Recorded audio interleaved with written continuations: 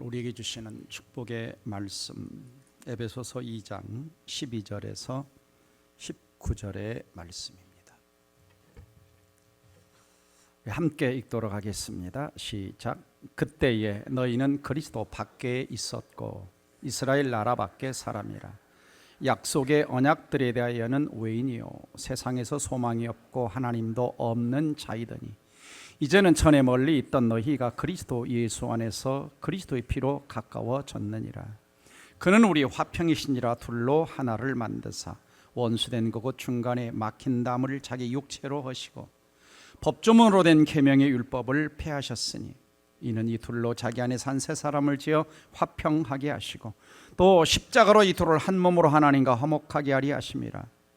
원수된 것을 십자가로 소멸하시고 또 오셔서 먼 데 있는 너에게 평안을 전하시고 가까운 데 있는 자들에게 평안을 전하셨으니 이는 그로 말미암아 우리들이 한 성령 안에서 아버지께 나아감을 얻게 하려 하심이라.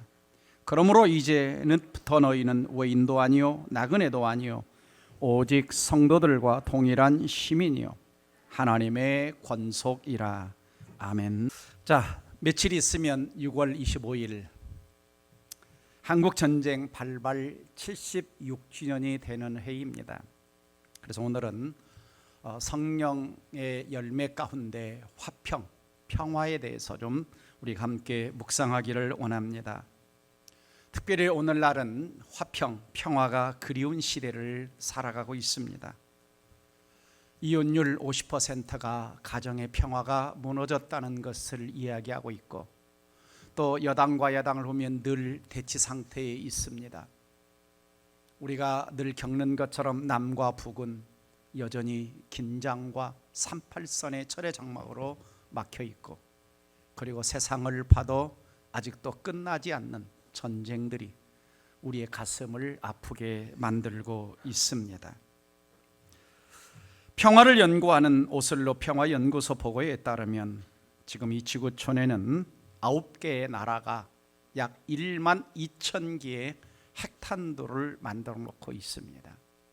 북한은 약 60개에서 150개 정도 핵탄두가 있는 것으로 추정을 하고 있습니다.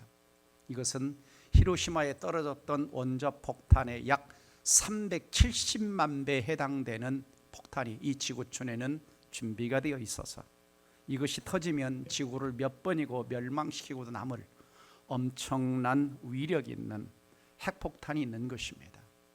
우리는 한쪽에서 뭔가 평화를 말하면서도 한쪽에서는 엄청난 살상의 무기인 무기를 만들어 놓고 전 세계는 긴장 속에 살아가고 있는 것입니다. 이러한 전쟁의 비극은 먼 나라의 이야기가 아니라 아직도 대한민국은 38선의 장벽 가운데 76년의 세월이 흘러갔지만 여전히 38선은 남과 북 철의 장막으로 막혀 있습니다. 1950년 6월 25일 시작된 전쟁의 상처는 아직도 아물지 않고 있는데 언제나 이 전쟁의 아픔, 전쟁의 고통이 끝날 수가 있을까라고 하는 생각을 해보게 됩니다. 인류 역사는 첫 아들 가인과 아벨의 둘이 싸우면서부터 인류 역사는 어떤 면에서 수많은 전쟁의 역사라고 할 수가 있습니다. 가장 많은 전쟁을 일으켰던 때 중에 하나가 뭐냐면 1900년대 20세기입니다. 1차 세계대전, 2차 세계대전이 있었고 그리고 2000년대 이후에 21세기에는 지금까지 인류의 역사보다도 가장 많은 전쟁이 일어나고 있는 때가 지금 이 시대입니다. 그래서 어떤 면에서 우리 예수님께서는 이렇게 예언을 하셨습니다. 마태복음 24장 6절 7절 말씀에 난리와 난리 소문을 듣겠으나 너희는 산과 두려워하지 말라. 이런 일이 있어야 돼. 아직 끝은 아니라. 그래서 말세가 가까이 올수록 민족이 민족을 나라가 나라를 대적하여 일어나겠고 곳곳에 기근과 지진이 있으리라. 그러니까 어떤 면에서 지금 우리 주변에 일어나고 있는 이 전쟁은 성경의 예언을 성취해 가고 있는 것이죠. 이것이 말세의 징조 중에 하나입니다. 그러니까 그러니까 성경은 세상의 종말이 가까울수록 세상이 샬롬의 나라, 평강이 임하는 것이 아니라 어떤 면에서는 전쟁의 소문은 더 늘어간다라고 이야기를 합니다. 왜 이렇게 국가 간에 나라마다 전쟁을 하고 싸울까요? 몇 가지 이유가 있는데, 하나는 자기 땅을 넓히기 위해서 영토에 대한 확장, 두 번째는 권력 잦은 자들의 영향력을 넓히기 위해서 권력의 욕망 때문에, 또 하나는 석유나 여러 가지 지하자원에 대한 경제적인 이익을 얻으려고, 그리고 중요한 것 중에 하나가 이념과 종교 때문입니다. 성경은 싸움이 어디서 나느냐? 야고보서 4장 1절 보면 너희 중에 싸움이 어디로부터, 다툼이 어디로부터 나느냐? 너희 지체 중에 싸우는 정욕으로부터. 그래서 전쟁, 싸움의 근본 이유는 이 인간 안에, 죄성 있는 인간 안에 탐욕 때문에, 욕망 때문에, 더 갖고 싶어하는 욕심 때문에 전쟁이 일어난다라고 말씀하고 있습니다. 특별히 인류는 평화를 위해 열심히 노력을 하죠. 그래서 유엔이라고 하는 초국가적 단체를 세웠습니다. 그래서 유엔 헌장 제1조에 보면 목적이 국제평화와 안전유지, 국가 간 우호관계 증진, 국제적인 협력 촉진, 국가들의 협력 중심 역할을 한다라고 내세우고 있습니다. 과연 이 유엔의 목적대로 지구촌은 평화가 유지되고 있는가라고 하는 의문점을 남기게 됩니다.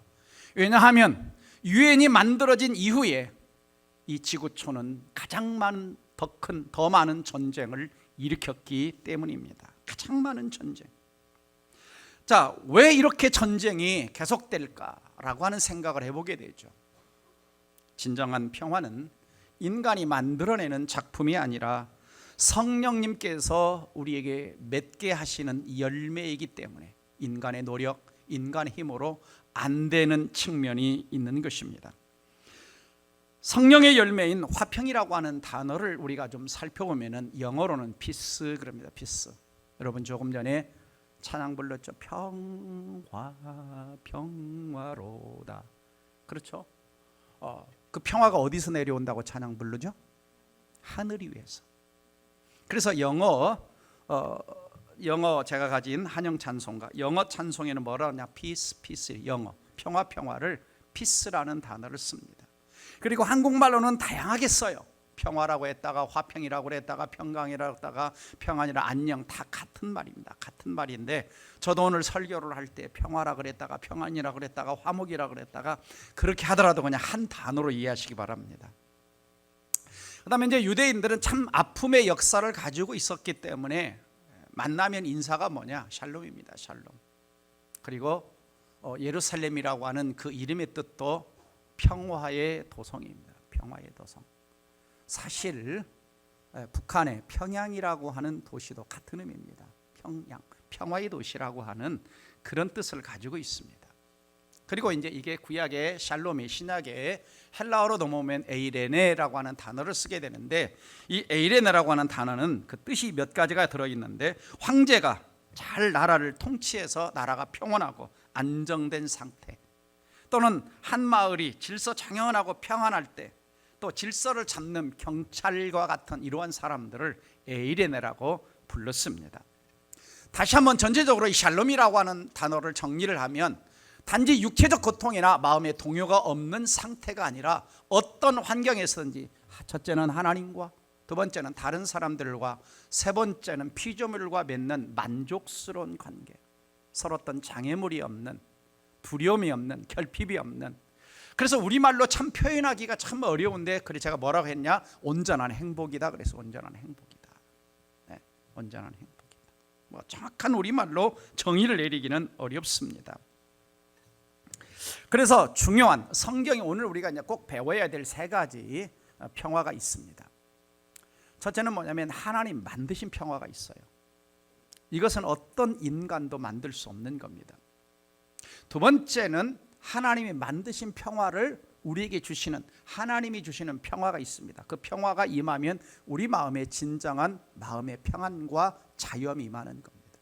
세 번째는 우리 크리스찬들에게, 이 땅의 교회에게 세상을 향해, 다른 사람을 향해 요구하시는 하나님의 평화가 있습니다. 이것은 우리가 만들어 가야 하는 평화, 이것이 오늘 성령의 열매에 해당되는 화평, 평화라고 할 수가 있습니다. 자, 첫 번째는 하나님 만드신 평화가 있죠. 이 평화는 어떻게 만드셨느냐? 예수님의 십자가와 부활을 통해서 성취하신 속죄 사역의 결과를 통해서 이루어 주신 하나님 만드신 평화라고 할 수가 있습니다. 그래서 오늘 14절, 15절, 16절 보면은 그는 우리의 화평이다. 예수님 자체가 화평이다. 둘을, 하나님과 인간을, 또 원수되어 있는데 중간에 막힌 담이 있었는데 예수님이 십자가로 자기 육체를 헐으셨다. 피를 흘리셔 버리셨다. 또 15절 보시면 법조문으로 된 계명의 율법을 폐하셨으니, 무슨 말씀입니까? 구약은 하나님께 가려면, 하나님께 다가가려면 막 구약의 어떤 법조문으로 된 계명 가지고 뭔가를, 인간의 행위를 지켜서 하나님께 갈 수가 없기 때문에 그것을 폐하시고 하나님과 인간 사이를 예수님이 둘로 하나를 만드셔서 한 사람을 지어 화평하게 하셨다. 그래서 십자가로 이 둘을 한 몸으로 하나님과 화목하게 하려 하심이라. 그래서 원수된 것을 십자가로 다 멸하셨다라고 말씀하고 있습니다. 골로새 1장 20절도 같은 이야기를 합니다. 같이 한번 읽어봅니다. 시작. 그의 십자가의 피로 화평을 이루사 만물과 땅에 있는 것들이나 하늘에 있는 것들이 그로 말미암아 자기와 화목하게 되기를 기뻐하십니다. 하늘과 땅과 땅에 있는 모든 것들이 뭘 통해서? 예수 그리스도의 십자가의 피를 통해서 화평하게, 화목하게. 바로 이것이 뭡니까? 이것이 하나님이 예수님의 십자가를 통해서 만들어 놓으신 평화입니다. 그러니까 어떤 인간도, 어떤 중재자도 하나님, 그리스도 외에는 하나님과 평화를 만들 수가 없습니다. 이 말에는 뭐가 들어있느냐? 이 땅에 수많은 이단의 지도자들이, 자기가 하나님이라고 자청하는 자들이 나타나서 뭔가 막 이야기를 하지만 다 뭐다? 가짜라는 것입니다. 다 가짜라는 거예요. 반드시 뭐가 있어야 하냐? 예수의 보혈, 피가 있어야 되고, 그래서 하나님과 화목하게 하는. 왜 하나님께서는 이 평화를 만드셔야만 했느냐? 그 이유는 인간의 범죄 때문입니다. 원래 인간이 하나님을 만드시고 에덴 동산에서 인간은 하나님과 인간 사이 막힘이 없이 평화의 동산이었죠. 평화의 동산, 언제든지 하나님과 나아가서, 하나님께 나아가서 대화할 수 있었습니다. 근데 인간이 선악과를 따먹음으로 하나님과 인간 사이는 왔다 갈 수 없는 장벽이 생겼고 하나님과 원수가 되었습니다. 그래서 하나님께서는 이 장벽을 헐어야 되는데 인간, 그 어떤 인간도 이 장벽을 허물 사람이 아무도 없어요. 왜? 다 죄인이기 때문에. 그래서 죄 없는 예수 그리스도를 이 땅에 보내주셔서 그 장벽을, 원수된 것을 허물어서 하나님이 평화를 만들어 놓으신 것입니다. 그래서 예수님은 십자가 위에서 화목제물이 되어주심으로 하나님과 인간 사이에 끊어졌던 다리를 놓아주신 것이죠. 이것이 화목의 다리라고 할 수가 있습니다. 그래서 예수님께서 이 땅에 탄생하실 때에 천사들이 뭐라고 노래했느냐? 같이 읽어봅니다. 지극히 높은 곳에서는 하나님께 영광이요 땅에서는 하나님이 기뻐하심을 입은 사람들 중에 평화로다. 천사들이 이 땅에 예수님이 뭐하러 오셨냐? 평화를 주러 오셨다. 평화를 주러 오셨다. 또 구약 성경에서는 메시아가 오시면 어떤 존재로 오시느냐? 이사야 9장 6절입니다. 같이 읽습니다. 이는 한 아기가 우리에게 낳고 한 아들 우리에게 주신 바 되었는데 그 어깨에는 정사를 메었고 그 이름은 기묘자라 모사라 전능하신 하나님이라 영존하신 아버지라 평강의 왕이라 할 것이라.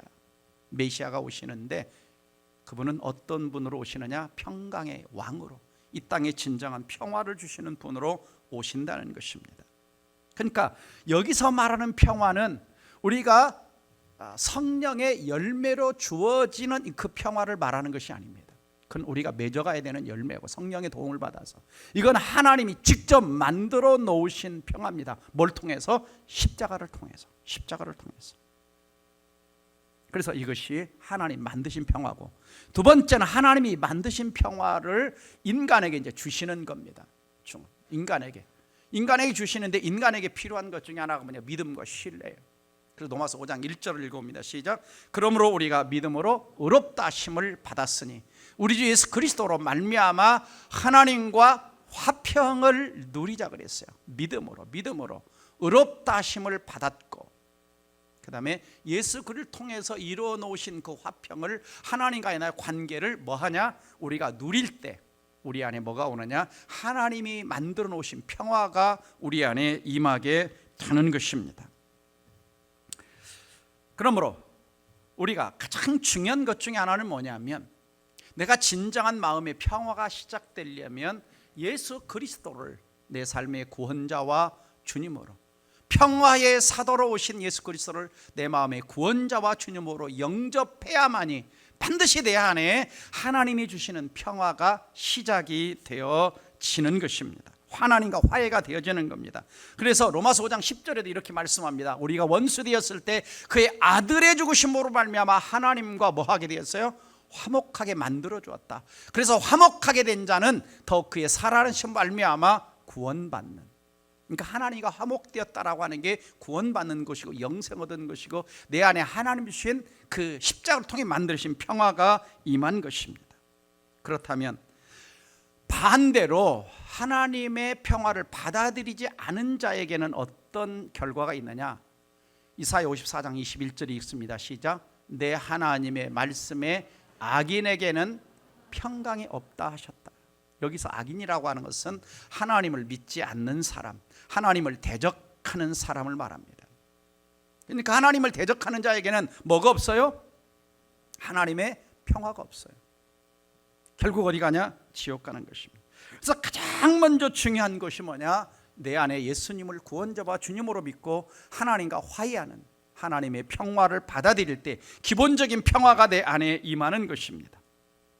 그래서 저는 이 자리에 앉아 계신 분들 가운데 한 분도 교회를 그냥 왔다 갔다 하는 분이 없기를 바랍니다.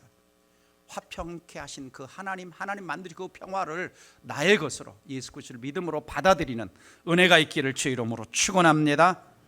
그래서 예수님을 믿으면 우리에게 화평한 관계가 되게 해주시는 겁니다. 그래서 16절도 보시면은 십자가로 이 둘을 한 몸으로 하나님과 화목하게 하셨다. 그래서 하나님과 원수된 것을 십자가로 소멸하셨다. 자, 묻습니다. 여러분, 예수 그리스도를 내 삶의 구원자와 주님으로 믿으십니까? 그러면 여러분 안에는 기본적으로 뭐가 임했냐? 하나님이 만들어 놓으신 그 평화가 여러분의 것이 되었습니다. 이제 내 안에 평안이 시작이 되는 거예요. 시작되는 거예요. 그래서 19절, 하나님과 화평한 관계 속에 있는 자들에게 주시는 하나님의 평화가 있는데 19절 읽어봅니다. 에베소 2장.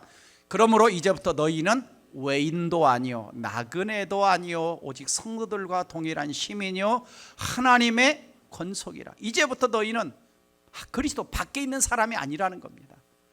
그냥 떠내려 살다 가는 인생도 아니라는 겁니다. 성도가 되었다. 하나님의 거룩한 백성이 되었다. 하나님 나라의 시민이 되었다. 하나님의 권속, 하나님의 가족이 되었다는 겁니다.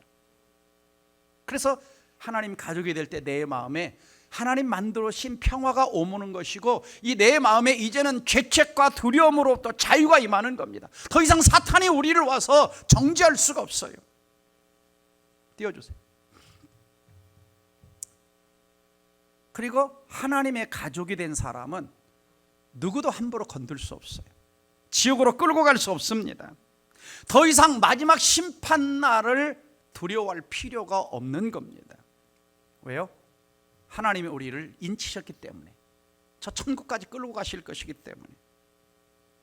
그래서 이 하나님이 주시는 평화는 외부 환경에서 오는 것이 아닙니다. 이 근본적인 평화는 내 주변이 막 복잡하고 막 여러 가지 것 때문에 이 평안이 흔들리는 게 아니라는 거. 기본적으로 이 평화는 다 예수 믿는 자 안에 있는 거예요.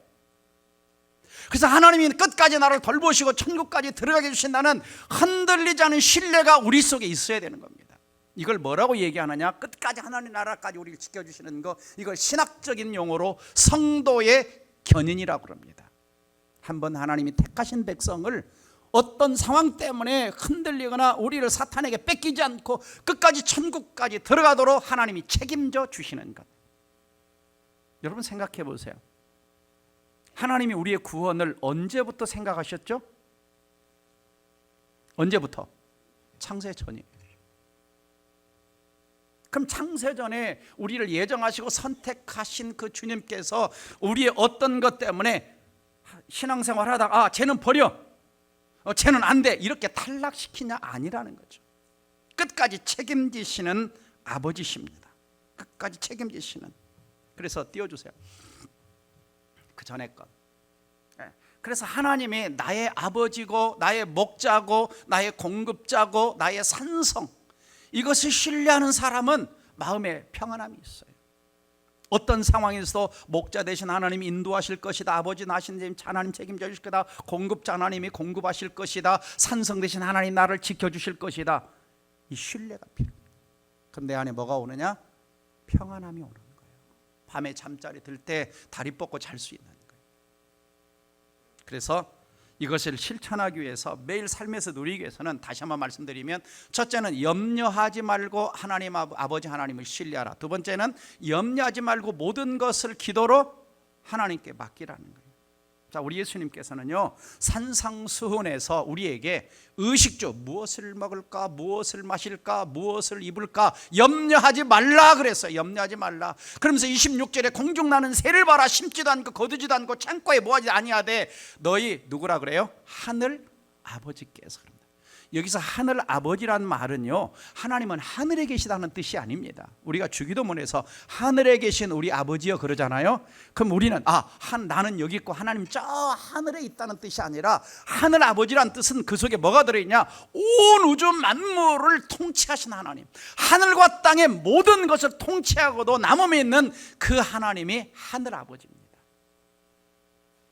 그러니까 그 하늘 아버지께서 들에 배고파도 공중나는 새도 기르시고 먹이시는데 너희들 이것보다 귀한데 내가 책임져 주지 않겠냐라고 하는 겁니다. 이걸 신뢰할 때 오는 게 뭐냐?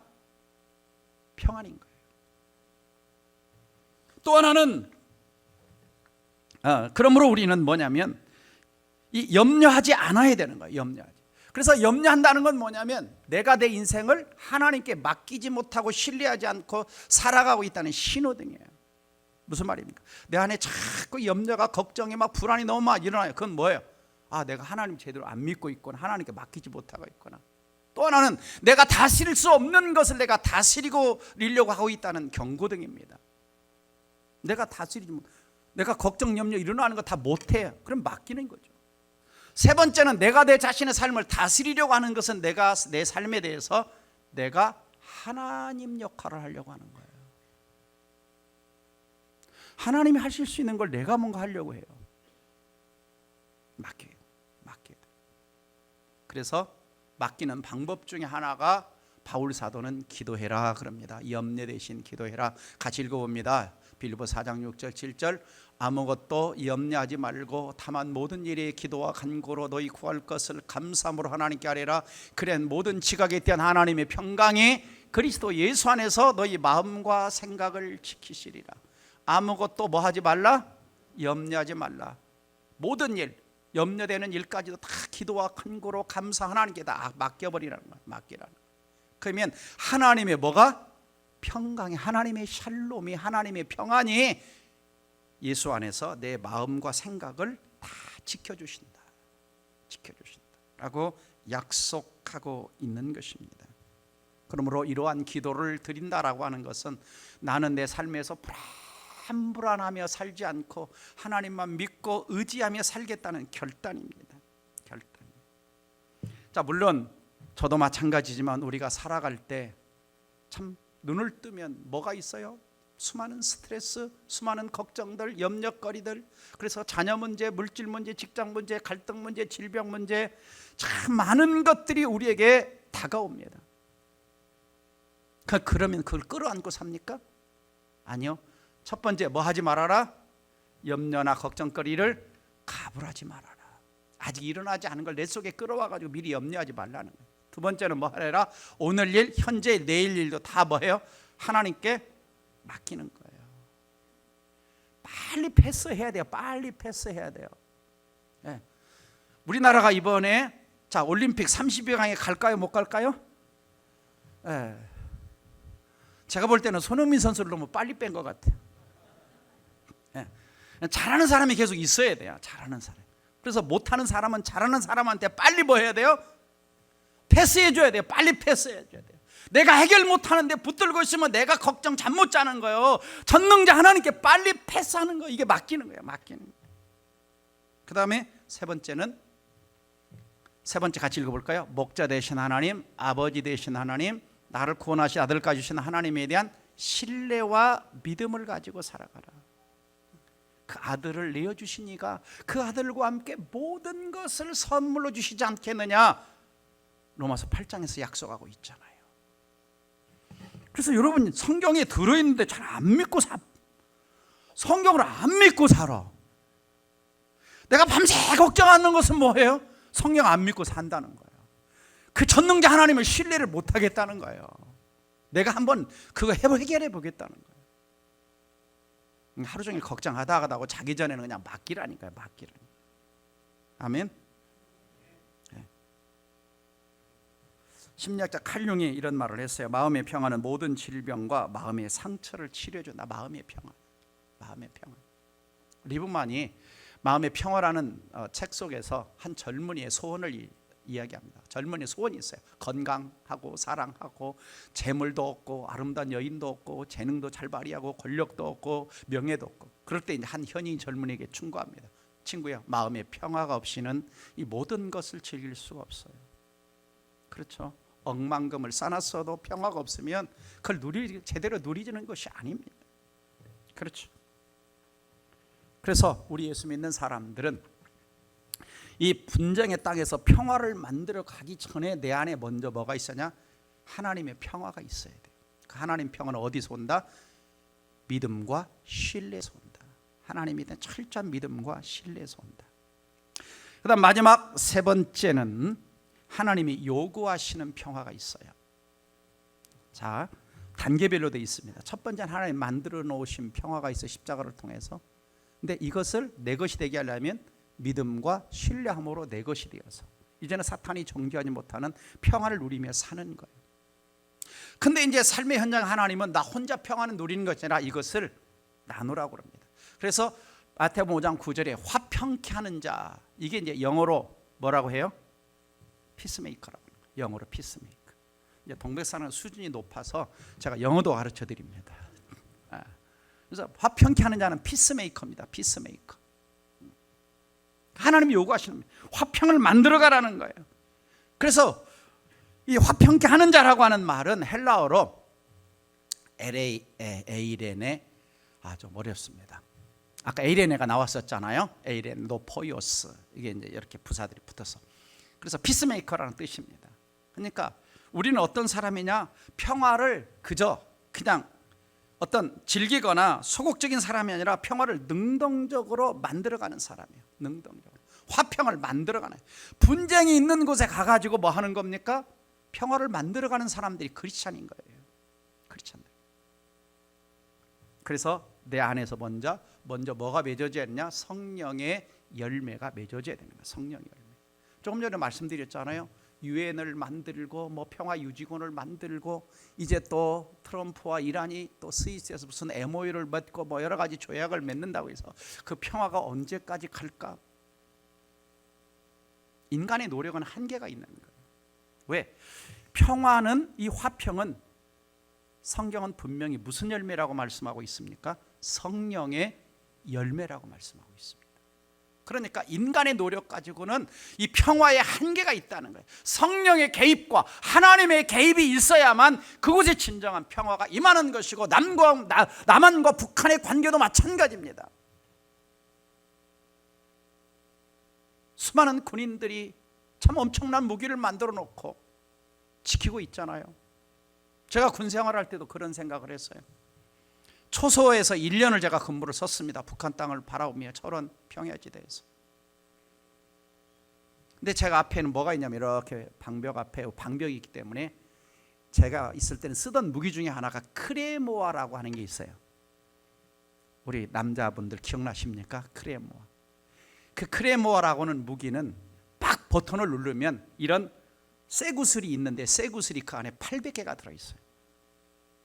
그래서 이게 부채처럼 콱 누르면 앞에 있는 사람들을 향해 쫙 하고 퍼지는 겁니다. 사람 죽이는 무기예요. 제 마음이 참 아팠습니다. 자, 북한에 쳐들어오면 내가 이걸 눌러야 될까 말아야 될까? 이게 사람 죽이는 건데. 특별히 제가 갔을 때는 12.12 사태와 광주 5.17 사태가 있어가지고 철책선에 있었어요. 한 달 동안 군화를 신고 잤습니다. 신발을 벗지 않고. 북한 쪽에서는 계속 저희가 평야 지대이기 때문에 탱크를 집중시키는 소리가 밤마다 들려요. 남한 쪽에서도 탱크를 집중시키는 소리가 들립니다. 덜덜덜덜. 그 긴장 속에서 신발을 벗지 못하고 밤에 자는 게 언제 전쟁이 일어날지.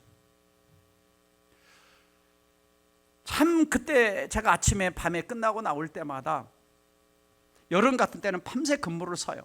해가 질 때 들어가서 해가 뜰 때 나옵니다. 지금은 어떻게 하는지 모르겠지만 제가 근무하던 1980년도 79년도부터 그래도 이제 그때 참 희망이 있었던 거 뭐냐면 쫙 아침에 이렇게 근무하고 나오면요 그 방벽에 이 들판에 쫙 하고 밤새 피어난 꽃이 하나 있어요. 노란 꽃입니다. 무슨 꽃일까요? 네? 그 이름 달맞이꽃. 이 달맞이꽃이 밤에 달을 맞으면서 피어나요. 그래서 아침에 환하게 피어난 달맞이꽃을 보면 밤에 피곤이 좀 쫙 풀려요. 그러면서 늘 철제 근무를 또 들어갈 때마다 언제까지 이 같은 민족의 가슴을 향해서 이렇게 내가 무기를 놓고 총칼을 놓고 또 뒤에는 탱크를 집중시키고 있어야 되나. 벌써 제가 갔다 온 지도 거의 한 35, 40년이 지났어요. 아직도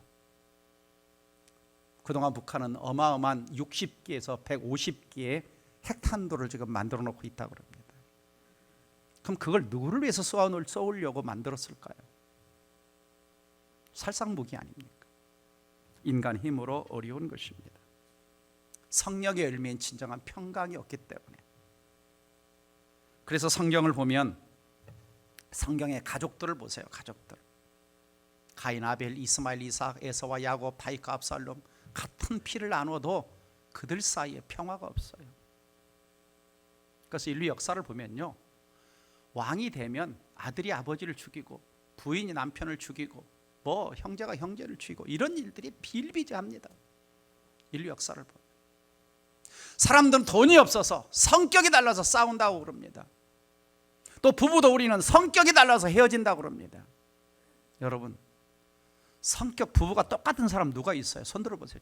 우리 부부는 성격이 둘이 똑같아서 밥 먹으러 가자, 놀러 가자, 저 여행 가자. 제가 지금까지 신방을 수백 가정도 더 해봤는데 한 2가정 만났어요. 2가정. 2가정 딱 그러더라고요. 우리 부부는요 마음이 딱딱 맞대. 틀린 게 맞는 거예요. 서로 다른 사람이 만나서 부족한 것을 보완해 주는 게 부부인 것이죠. 근데 부딪히는 거예요. 그래서 성격 달라서 헤어진다고 그럽니다. 마음에 뭐가 없어서 그러냐? 하나님이 주신 진정한 평화가 없기 때문에 이 죄성의 문제가 해결되지 않아서 그러는 겁니다.